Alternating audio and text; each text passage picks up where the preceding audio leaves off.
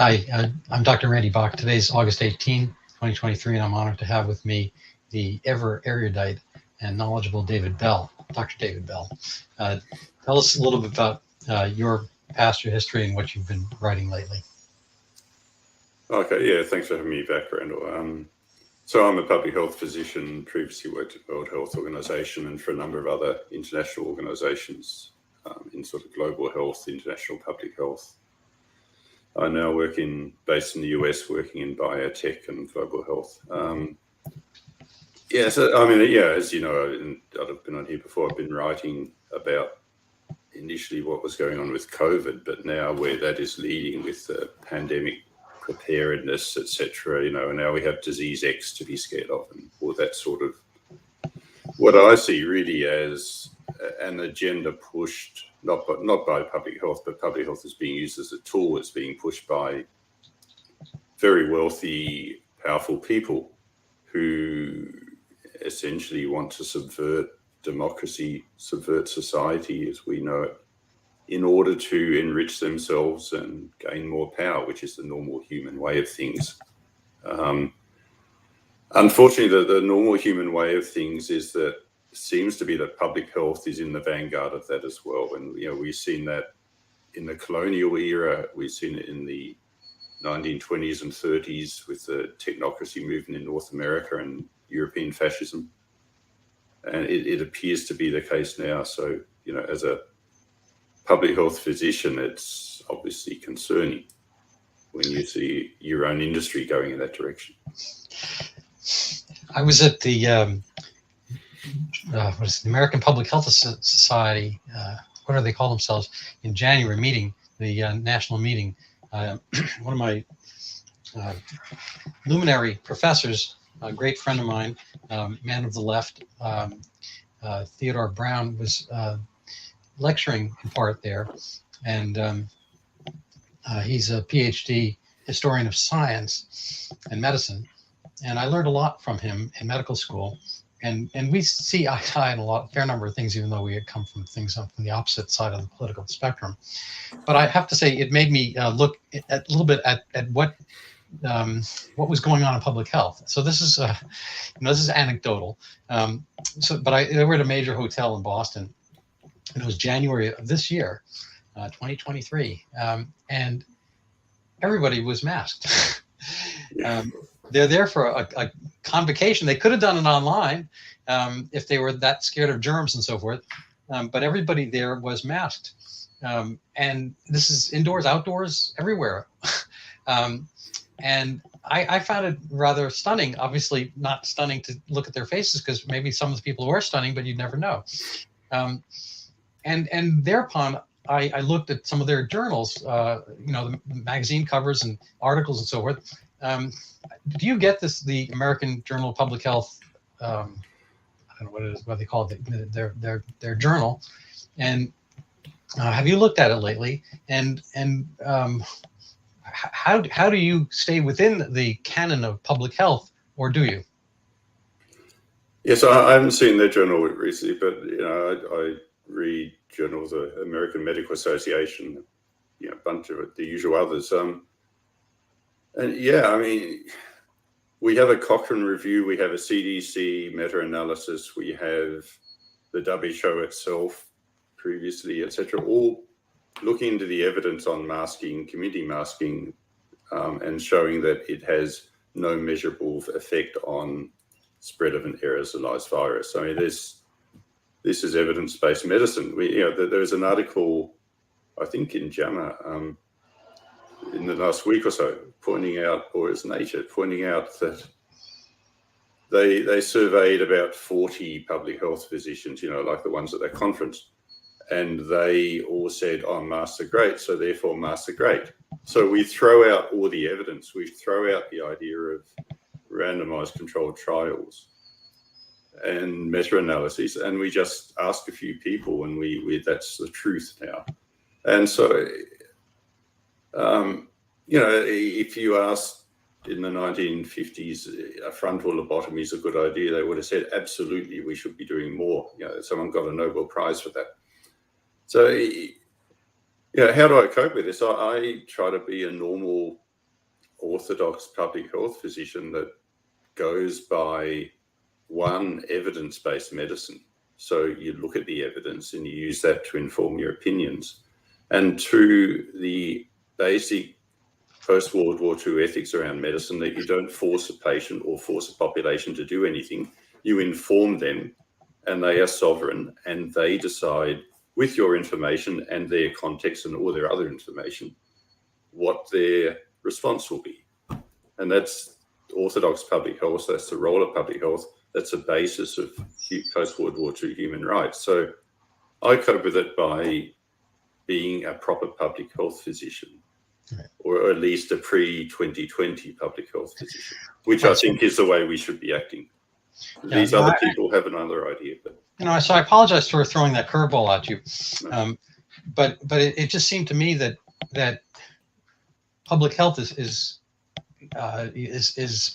kind of has gone awry, and I don't think it necessarily lives up to its name, and I think it has been diverted from a mission, and it's populated by people who don't seem to have a real concept of the mechanisms of the diseases themselves.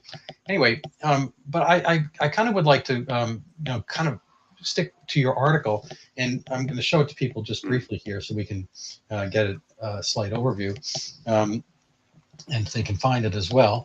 So it's here. It's actually you actually cover it in brownstone. I'll put this up because this is obviously an interesting graphic, and maybe you can discuss this in the context of pandemic preparedness and the road to international fascism.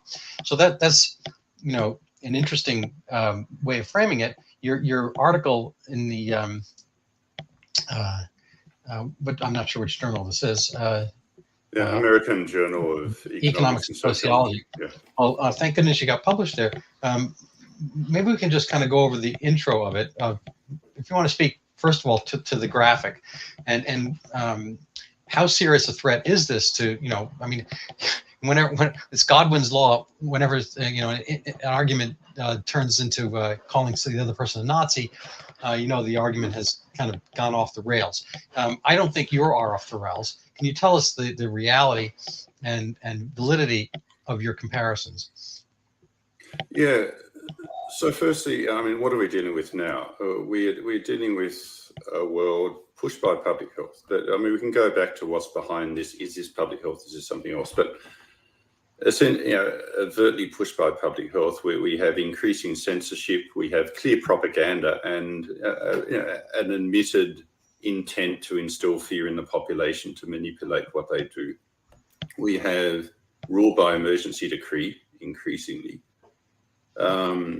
We have scapegoating of those with contrary opinions, even to the point of saying they are a danger to society, pandemic of the unvaccinated and so on, which is based on a complete fallacy. CDC data shows, for instance, that natural immunity is more effective than the vaccine at stopping COVID. But that doesn't matter. It's a propaganda effort to vilify a minority. And behind this is a corporate authoritarian approach where we have very close relationship and symbiotic relationship between government and large corporations. And that is fascism. That is what fascism is. It's not Nazi, whatever. That's a particular party that was part of fascism in the European context. But that is, Mussolini is the father of fascism. This is essentially his definition of fascism, and he used public health very heavily. So that is what we're dealing with.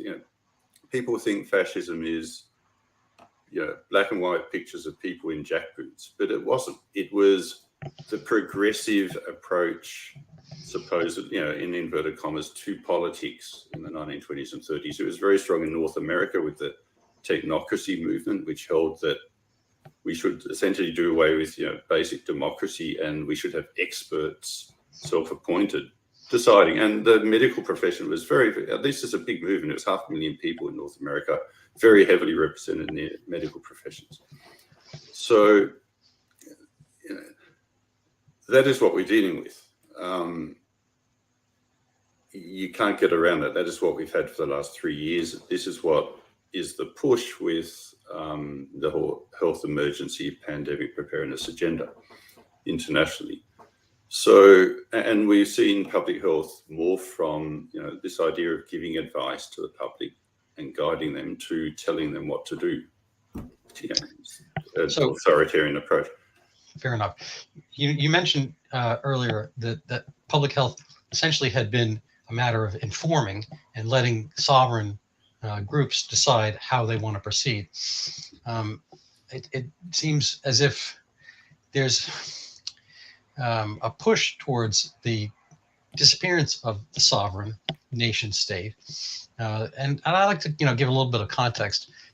People are defamed for being nationalists, but nationalism was there to transplant tribalism and clans warring against each other, and nationalism. I mean, the modern nation state, I think came about in say the 18th century and thereafter. A lot of Germany was not even a formed country till the 19th century, I guess. But here we have countries, and are we kind of on this inevitable, irrevocable pathway towards agglomeration? It's interesting. This is to some extent a normal way of humanity, of society, isn't it? That if you look back in history, people are always trying to build empires. They're always trying to increase their power geographically and over populations, etc. So there's nothing new in that. Since the Second World War particularly, we've had this unusual interlude where there's been this particular idea that individual humans are of equal value and of essentially sovereign, and that states are there to express the rights of individuals rather than to suppress the rights of individuals. And that philosophy or whatever has been around for a long time, but it's sort of been mainstream not that often in human history. So we've been through a period where human rights are important. Now they're becoming less important. Where if you look at, and I mentioned the paper that start with the colonial era of Europeans, and that's sort of where modern public health came out of. And they had the pre-World Health Organization. They had their sanitary conferences in Europe, and then where they had slave running states as part of that, and no one blinked. And a lot of the push was Britain, France, and so on, even Portugal. They have these huge empires. They're subjugating all these people. They get outbreaks of pestilence. That's bad for their purpose, which is to accumulate wealth from their colonies. So public health's role was to try to suppress these epidemics, pandemics that were bad for making money in their colonies and risk, disease coming to their own countries. So we moved into the League of Nations, the Health Assembly of that, and that was, it's much the same. They're all colonial powers. So it's only really since World War II that public health has had this ethos of community-based control. Individuals are and communities are most important, and it's not about doing the will of a large state. So I think we're going back to that. So it's not that public health is for the first time driving the world in that direction. It's always been a tool for that, and we've had this interim where it's actually acted much more responsibly, and we're just losing that. And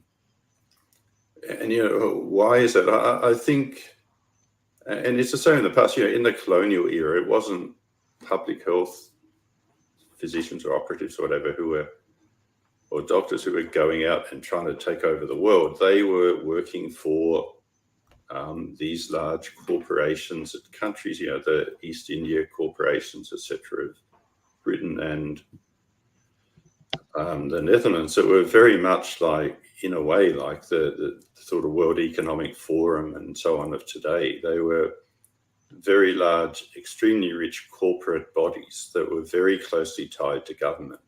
And they were doing the bidding of government and vice versa. And there's this symbiotic relationship between the two. So it's very similar to what we're seeing today. And you see that in, the whole, for instance, you take COVID with the COVAX program of WHO, which was essentially the West and Western corporations pushing vaccination on Africa and Asia. The population of Africa, WHO had data that they were almost all immune already to COVID. They were, 50% were under 20 years of age, so they're not at risk of COVID. And they're dying of malaria and tuberculosis, HIV and malnutrition. And you push this $10.5 billion is to in Africa, but program to try to vaccinate them against a disease they're already immune to. That is about sort of controlling people and making a lot of money out of them, but it's not a public health intervention. So, unfortunately, there's a tendency for this, and we've slipped back into it. But I don't think it's inevitable that we keep going down that road. People work for their boss. So the bosses of public health at the moment, by and large, are large corporations and very wealthy people, and politicians who are working side by side with them, who meet at Davos and within the World Economic Forum or other bodies. They decide how they want to run the rest of humanity. It's the opposite of democracy, which we used to have. But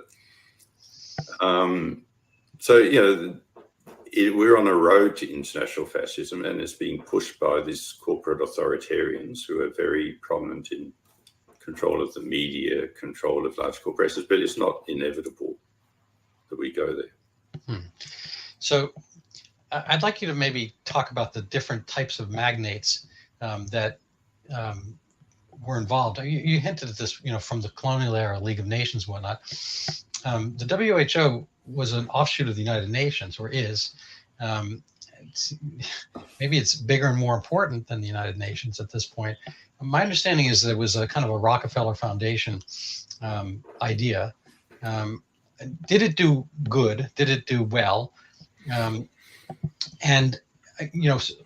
imagine they pushed a lot, vaccine programs. Smallpox has been eradicated. We don't really see rubella syndrome anymore. Did they have successes? Did it kind of get to be overkill as they just think the vaccine model works for everything? Have they become? Is it a kind of a idealistic view that vaccines can fix everything, or is it a corrupted view because vaccines become kind of an easy kind of Peter Thiel, one and only concept of making money because you have a basic, a sinecure grant, kind of a rent-seeking, regulatory capture of a marketplace without competition for the pharmaceuticals. So, was there idealism? Was there, a good effect from the vaccine pushes? Has it become corrupted? Is there a limitless number of vaccines that will cure everything, or is there some finite kernel number? Yeah. So first, we need to separate WHO and vaccines, and the Rockefellers were involved in the starting of the World Health Organization, but it's not a Rockefeller organization. There's been, as I said, a long history of international health organizations, and the WHO is the latest iteration. It was formed on the basis of, one country, one vote, that there wouldn't be much private influence. So, the Rockefellers were there at the start. They've always been small funders, but it doesn't, just because it's a global organization, everyone's involved. So that's fine, as long as, it's based on countries and not on individual, you don't have a say just because you're wealthy. But the WHO started off very strongly on community control of health, on the idea of improving, sanitary conditions, sanitation, improving living conditions, improving nutrition, etc. If we go back to why people live longer in health in wealthy countries. It is not vaccines. It is, and this, I was taught this in medical school. It's not like a radical idea. This is the fact. The vast majority of the increase in life expectancy in the West has been through improved nutrition, improved sanitation, improved general living conditions, and antibiotics had a big role. And so, children don't die of pneumonia anymore, very rarely, etc., in the West, because we have antibiotics, etc. So vaccines came along in essentially, apart from a couple of smallpox, etc., they came along in the 60s and 70s. And they were sort of perhaps an icing on the cake. They improved outcomes a bit further, particularly for young children. Kids don't die of tetanus anymore, for instance. But this was a small increment on the gains that have already been made. And the idea behind WHO, when it was all inaugurated, was it would try to get those gains in place also, and help, in low-income countries that still had, were a century behind in the way that people die. So, and it's pretty orthodox public health that the way to fix these is primarily to improve nutrition, to improve sanitation, etc. I mean, kids shouldn't be dying of diarrhea from drinking contaminated water. It's pretty basic. So the problem, I think, is that you cannot make a lot of money out of sanitation. You can't make a lot of money out of nutrition, out of good nutrition. So, and you can't make money out of helping communities to gain independence and gain, particularly economic independence, which leads to better health. So you can make money out of vaccines, particularly vaccines more than antibiotics, and particularly if you can get schedules where they're essentially global. And so we've seen this idea that vaccines are a miracle cure, and that we now, and I think people being taught in medical schools now, that they're the basis of the improvement in life expectancy, which is a complete fallacy. It just doesn't stand up to the reality. So vaccines help greatly in getting rid of smallpox, obviously. They've been important in reducing polio and some others, but even polio, the vast majority of the decline was pre-vaccine. So it's like any medicine. There are risks and there are benefits to vaccination.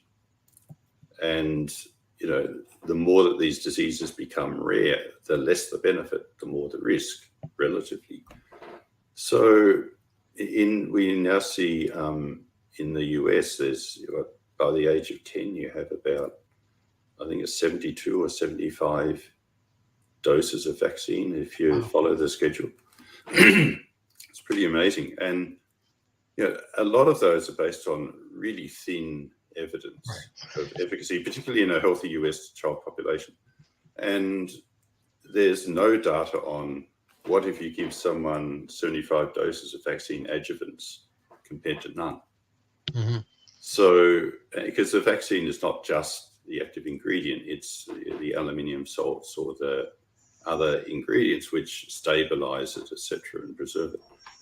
So, we've sort of lost the idea that these are medicines. These should be based on the same evidence base and the same risk-benefit analysis as any other medicine or any other intervention. So I think, you can make a lot of money out of these, and if you mandate populations to get them in schools or, as we saw with COVID, even to work as adults, then you're printing money, essentially. You've got it assured. And if you bring in laws that say that you can't sue vaccine companies for side effects, then you're completely safe as a company and you will just make profit.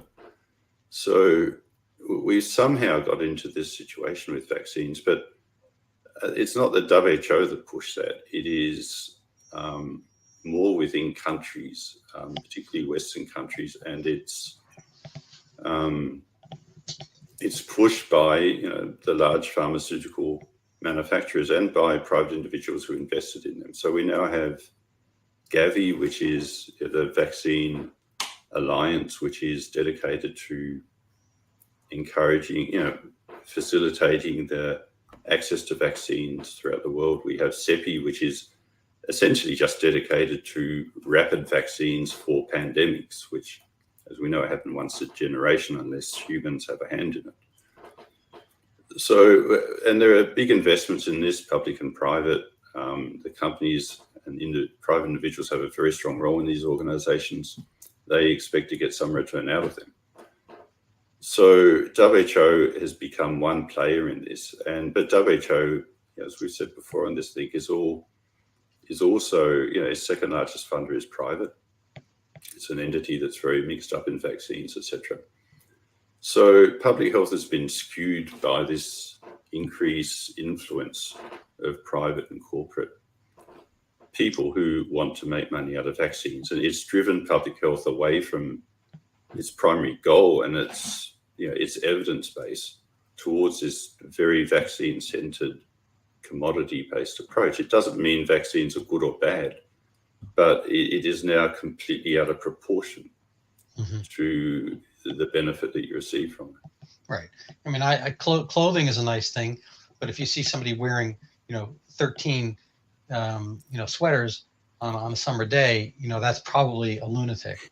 I mean, that's probably somebody who's, mentally ill, and it's not that hard to see that person. So it's kind of continually layering on.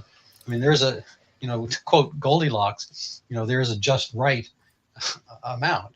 Not too much, not too few. I don't know if you really want to get in, granular particulars, but amongst those, say, 72 doses before the age of 10 for the, average U.S. child, not in a Mennonite, Amish, or Orthodox Jewish community, presumably. What is the right number? What are the ones we could theoretically pair? That's if you care to go down that avenue. I wouldn't go down it, because this is, the point is it's a risk-benefit analysis for a child. So, we need to be able to ask questions in public health. Otherwise we'd still be doing lobotomies, frontal lobotomies. Yeah, so we need to ask questions. So, does it make sense in, say, a North American context where hepatitis B is very low, and particularly if your parents are hepatitis B negative, then you're very unlikely to get it before you're sexually active. So does it make sense to give a child on its first day of life a hepatitis B vaccine?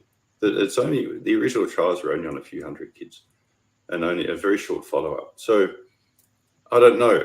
I'm not going to say yes or no for that.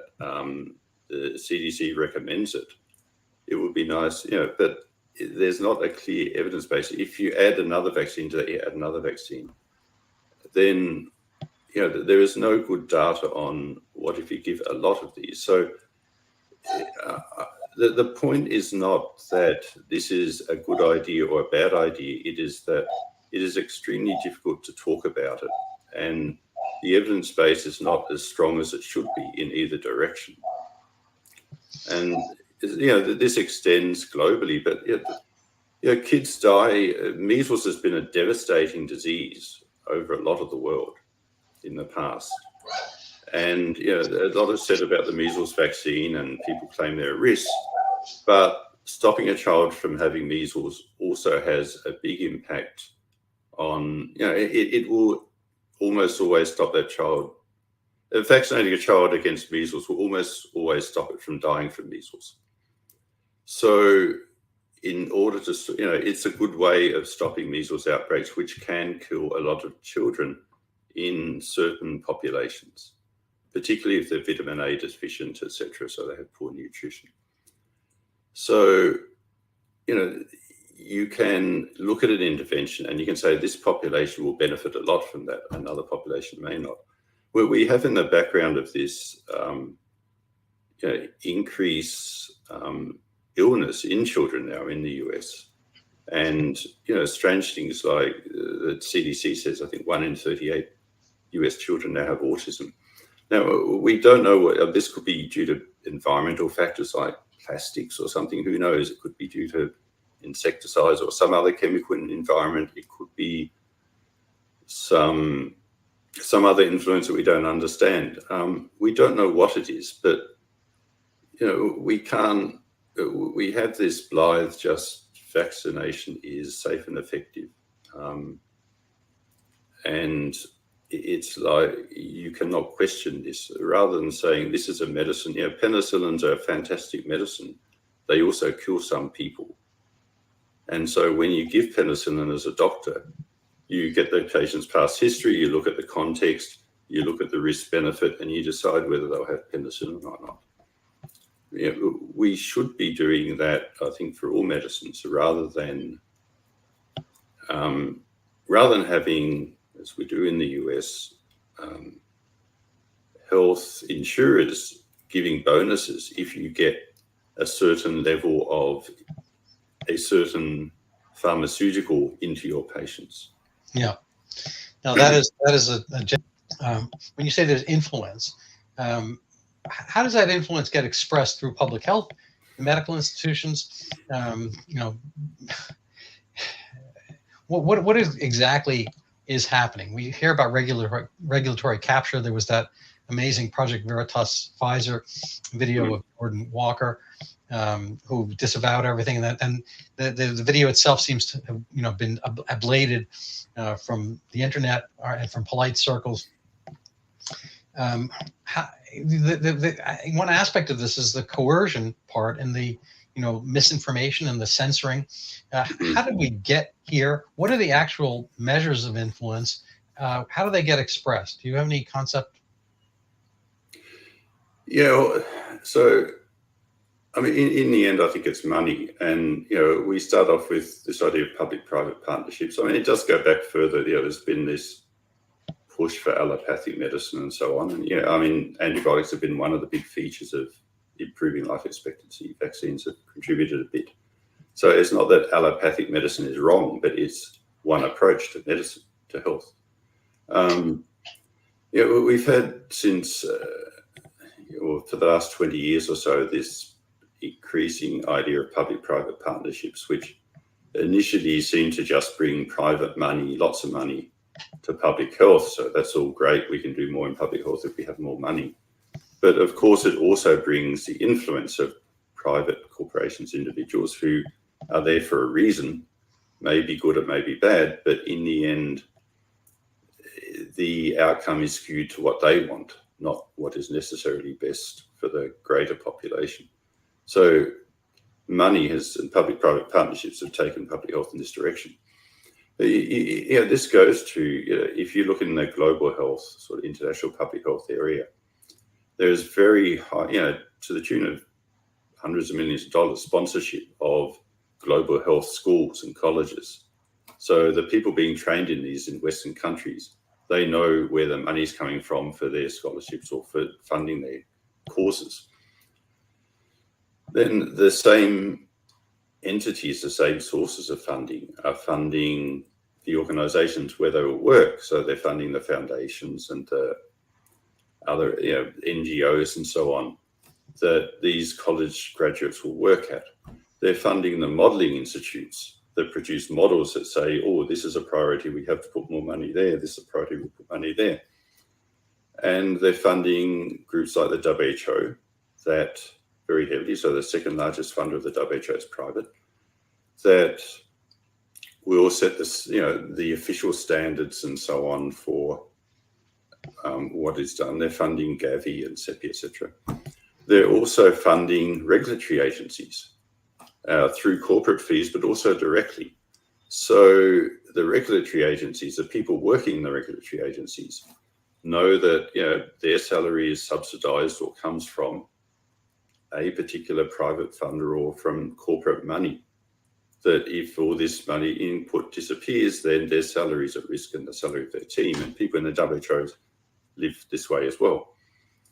So you have, essentially public health is an industry. And from top to bottom, from the training colleges to the regulatory level, you have very strong influence from the same people and the same corporations. They're also funding the mass media directly, particularly the global health pages, the Telegraph and Guardian, etc. So the stories in the mass media about public health and global health will be inevitably skewed to the requests and the needs and the desires of these same funders. So it comes down to a few people and a few corporations that have become incredibly influential. And they also fund the colleges of, public health and medicine in countries. So you've got a situation where a very few people and entities essentially have captured a whole industry. And if you want a successful long-term career, you may disagree philosophically with the idea that a few people have so much influence, but if you want to work in that field, you have to bite the bullet and go along with them. Otherwise, you won't have a job, or you'll be very unlikely to get a good long-term job. So we have a workforce who will open to be bent to the needs of these people, in the hope for many that some good will come out of it as well. But we get back to, this is a way of undermining society, of concentrating power. And if public health is coercive and prescriptive rather than advisory, then essentially you're instituting a form of governance from a few people and a few corporations over vast populations. That's what you're doing by working in public health in this context. Yeah, there are two things I'd like to bring up. These are just ideas in my head. I'm not sure they're questions yet. One is, I wrote an article on Donald McNeil, the erstwhile chief science reporter, global health, self-announced global health expert of the New York Times, who helped what kind of brings the Zika microcephaly pandemic to world attention. And that's my area of interest. And then I think because nobody called him out on that, he took a central role in putting the clarion alarms for COVID. Even before it landed in New York City, he stated that we should go medieval on it in February 2016. But it says everything, doesn't it? Yeah, I know, it's amazing. He did that in August. He wrote an article that, behind the article, he took a little bit of a victory lap for the wonderful lockdowns that he had helped bring about, and all his go medieval stuff, kind of exceeded his greatest, safetiest kind of dreams. And he said that he had a call in February with Dr. Fauci and other top similar leaders. So there's so I'm going to say, well, within the context of writing that article, I came across his association with Dr. Tom Frieden, who had been the New York City health commissioner, and then he advanced from that to the CDC under Obama. He got convicted he copped to a plea on a sexual misdemeanor, groping and so forth, and would have left in disgrace. But he has a job at, I think, $500,000 per year on an NGO you've never heard of. It is literally funded by the triumvirate, I think, of Bloomberg, Zuckerberg, and Gates. The regulatory capture aspect, this kind of like prize, the pot of gold at the end of the rainbow. If you do your regulatory stuff in the proper way, then you will get, you'll get something at the end. And so you'll either be on the board of this and that, you'll get to lecture here and there, you'll have your books published, bought, and purchased by the right people in the right amounts, and so forth. And I think you're either in the group or not in the group. And I mean, you and I are in, if I may announce to the world, I met you through pandata.org. But it's a group, but it's a group of people not in groups, if that's not too paradoxical. And a lot of our institutions, I went to Yale, and it looks at Veritas, and I went to a high school that said, the truth will set you free. I'm not sure. I'm not sure whether the light has been applied to the truth and whether that is even a possibility, or is that just kind of like the way humans are, that we group and we're tribal, and even though we're getting a bigger and bigger tribe, that we kind of revert to the mean, and the very mean. Well, yeah, I mean, we are tribal, and that's the basis of racism and things like that, isn't it? That, you know, it's something we have to fight against all the time. I think there's nothing wrong with nationalism in that having a nation state allows expression of basic, individual sovereignty through democracy, if it functions well. And you have to have some sort of boundaries in order to give people the ability to express their own sovereignty. But it's wrong when it becomes a situation where you therefore hate or despise others and treat them as lesser than the people within your nation state. Then it's wrong, and that applies to a club or anything, or a cult, or or vaccine status, or a hierarchical society. In fact, yeah, vaccine status, whatever. I mean, so. I'm going to ask you to kind of like look into your crystal ball.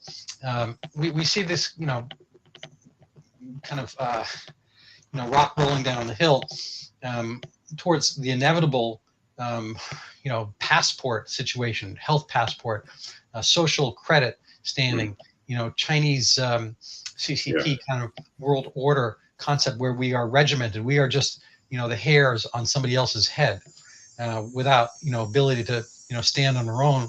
We're going to get combed one way or get combed another. We're going to have, product put upon us. We are there to be conditioned. I'm liking my hair analogy here.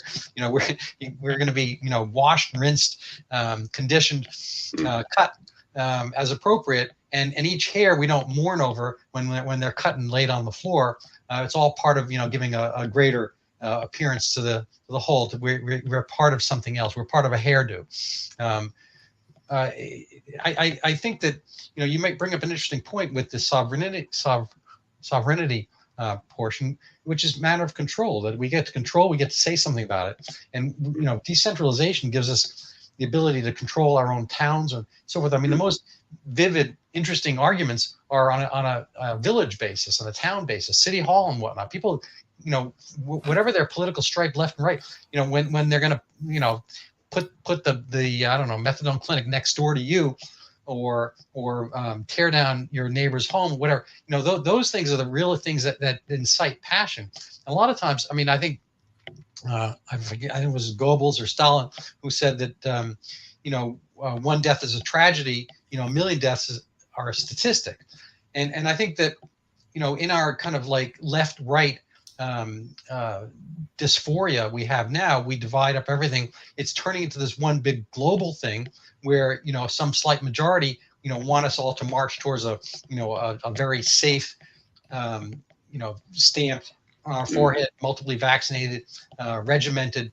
You're just one part of this greater picture, versus the actual pleasures we get by tending our own garden, by having the biggest tomato in the state fair, by being good at jujitsu or whatever. There's kind of this individualistic approach towards our actual happiness, the things we like, our families and whatnot, and then stay in line. So getting to your crystal ball part, where does this go? How do we divide up the spoils? And is it also kind of a real category error to think that we should only get benefits by being agglomerated versus getting our knowledge base increased by individualism and ideas and inventions? How do you like that for a terrible question? That's a long one. So this is where we all have different opinions, isn't it? We can't predict the future, but I think what you said is really important when you said the New York Times correspondent said we should go medieval, and we did, and that's what we're doing. So we are abandoning the idea of open sharing of view. The sort of Renaissance idea of you should listen to other views. You should the basis of modern science, that there is no fundamental right or wrong, in terms of scientific knowledge, that everything should be questioned. And we did away with that in COVID. We're doing away with that. We're going medieval. In terms of the way we approach, we base our actions on dogma rather than rational reasoned thought. And we're basing society on a hierarchical, sort of feudalistic approach, where we have the lords and the experts at the top, and everyone else will do as they're told. And that's what the New York Times was pushing, as a push for fascism back in the 1930s. Hitler was a hero to the New York Times. So, there's a very strong push to this. This is what I think a lot of very wealthy people who are very influential would like, because this is just a human condition. I mean, this is, if you're at the top, this is a way to stay at the top and to enrich yourself. And it's pretty rare to find an extremely rich person who doesn't want to be extremely richer. So it's actually really hard to sit down and think of any. So by and large, this is the way society has gone in the past. We've introduced checks and balances to try to stop it, but the feudal system is sort of the natural broken state of human society. And we're falling back into that rather than undertaking the continual work which is necessary to stay out of it. And we've let that drop, perhaps because there's 2 or 3 generations, since more than 6 million Jews and Roma and homosexuals and so on were killed in the concentration camps of Nazi Germany. And so people have forgotten where this sort of attitude can lead. We see bits like the Tuskegee experiment, this sort of idea that there are certain racial types, ethnic types, or whatever, that are superior and can experiment on others. It persists, but it's been suppressed and it's been seen as wrong. Now we seem to be sort of losing that idea, and we're letting tribalism be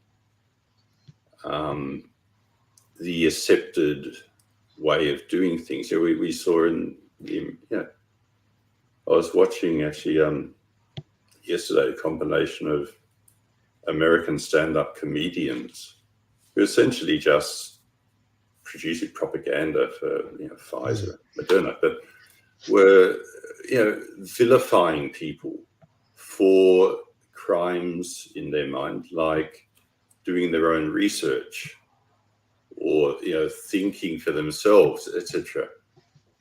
And the idea that a stand-up comedian would vilify someone for doing that. The cabaret scene was big in Nazi Germany as well. I mean, there's nothing new in any of this, but it really underlines how deeply wrong we have gone with society. People think things are going back to normal, but it's not. We're accelerating into this abyss, I think, at the moment. Yeah, the only kind of ray of hope. I'm going to give you, I guess, a Randyism. I'm going to do a little bit of a diatribe. I had a dream. It was a really, obviously wasn't an eye-opening dream because I stayed asleep, but it's about 20, 25 years ago. I solved the crisis in the Middle East. I solved the Israel-Palestine problem. Everybody's always trying to work on the map, and even the Trump plan, which I thought was quite creative, to have a conduit between Gaza and the West Bank, to have a roadway. Everyone's kind of looking from above and trying to divide up Israel-Palestine into sectors. And the dream I had is kind of similar to when you have a cake, and you're going to cut the cake. Everyone cuts the cake from above, boom, boom, boom, boom, boom. But theoretically, you could cut the cake this way. You could cut it sideways and have the top 2 layers go to one person, another layer to go. So there's a different way to cut the cake. And this was the essence of the dream. I decided, what, we're going to give the entire, land mass to the Palestinians, but only 10 feet high. and everything above is going to accrue to the to the Jews, I guess, or Israelis. And places where there was already built up more than 10 feet, those would be Israeli. So places like Tel Aviv and so would stay Israeli because they're all built up. And places that were open would be Palestinian, but as they got built up, they would accrue to to Israel, because the essence of the populations at the time were that the Palestinians were more agrarian and whatnot, kind of the prototypical sheep and whatnot, or storefronts, and the Israelis were more techno-based, and they were building bigger things. They live in high rises and whatnot. Anyway, it was just a dream. It didn't solve the crisis, but the way I look at the world, in a sense, is that everything's kind of being tried to be divided up like this, while in a sense what we actually are on a humane basis is that we're actually we actually form bonds on a different level, like on X and Facebook and whatnot. I've found a lot of new friendships, not geographically, not because they live near in my sector, but they live somewhere else. But we both like a certain comedian. We both like I don't know, improving a tennis stroke, or we both like a recipe or whatever it is. And so there's kind of like this the contrary flow to it, which I would have assumed, I would have assumed Bill Gates, if he hadn't been maybe kind of Epstein diverted in his mind or whatever, gotten kind of too diverted from his genuine mission, would have appreciated. Because kind of to tie in to your earlier comment about what has actually brought greater longevity to the world, the modalities of public health, greater sanitation one.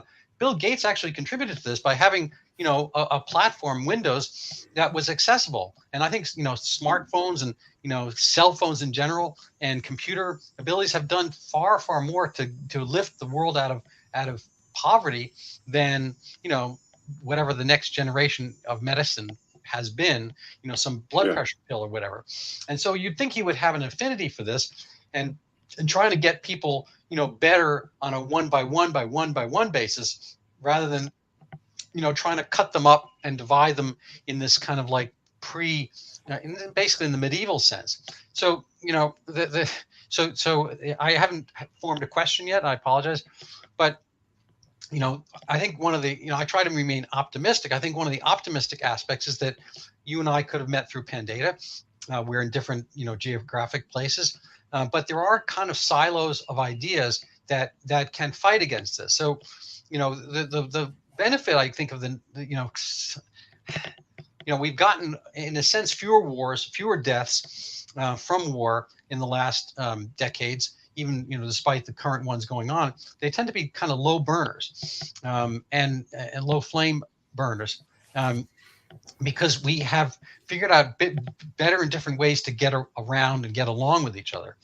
I'm hoping that there are ways to combat these kind of centralizing dogmas. I don't know if that's the case.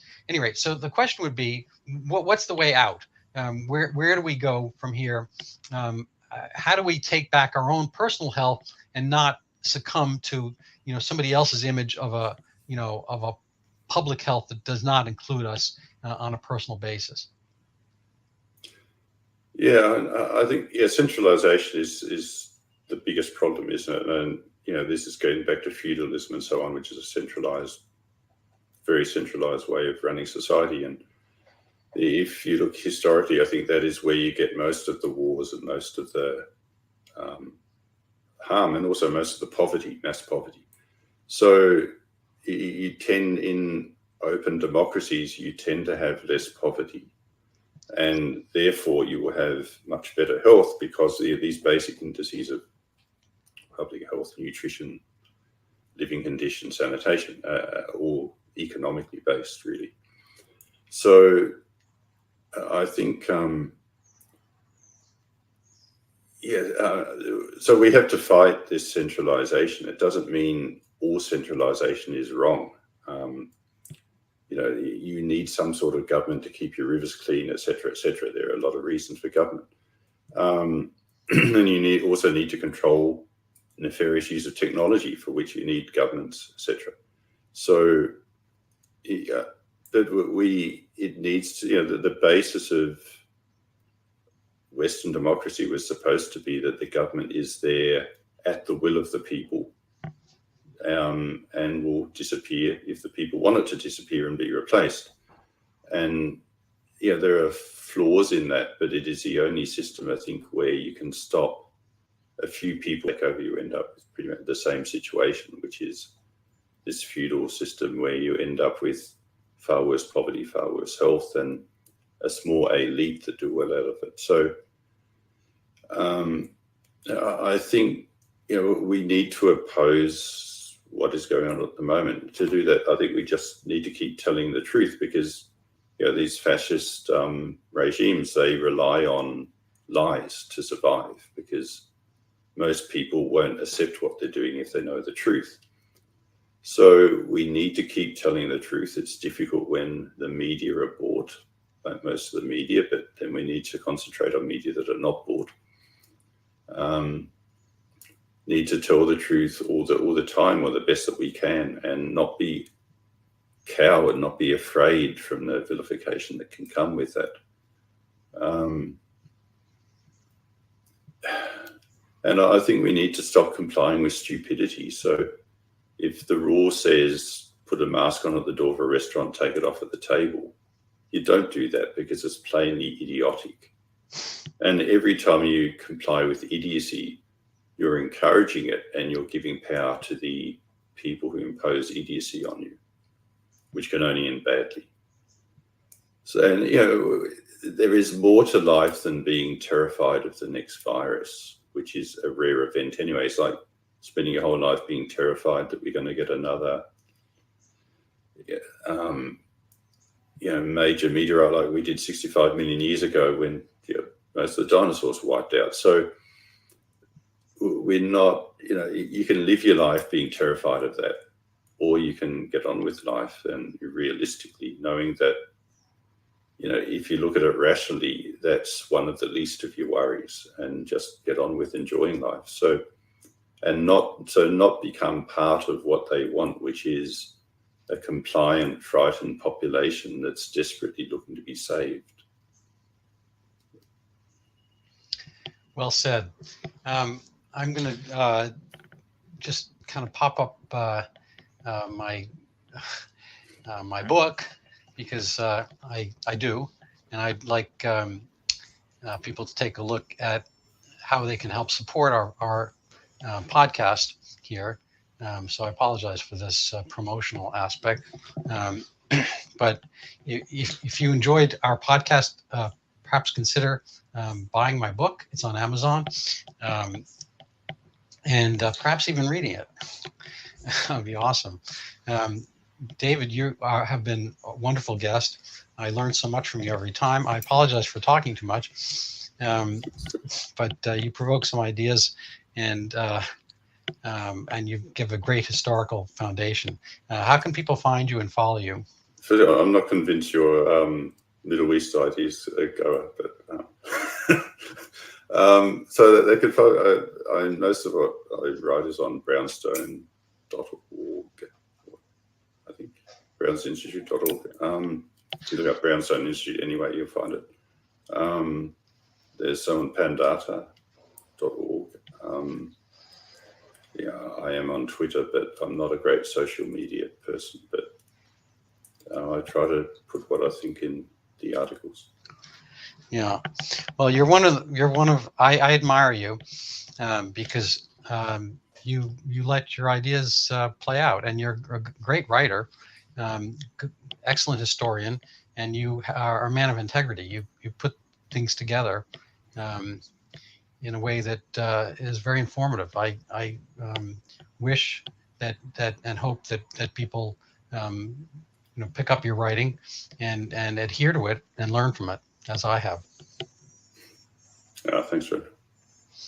All right, so we're going to call it a day. You and I can chat for a second, but we're going to say goodbye to everybody else. Thank you. Okay.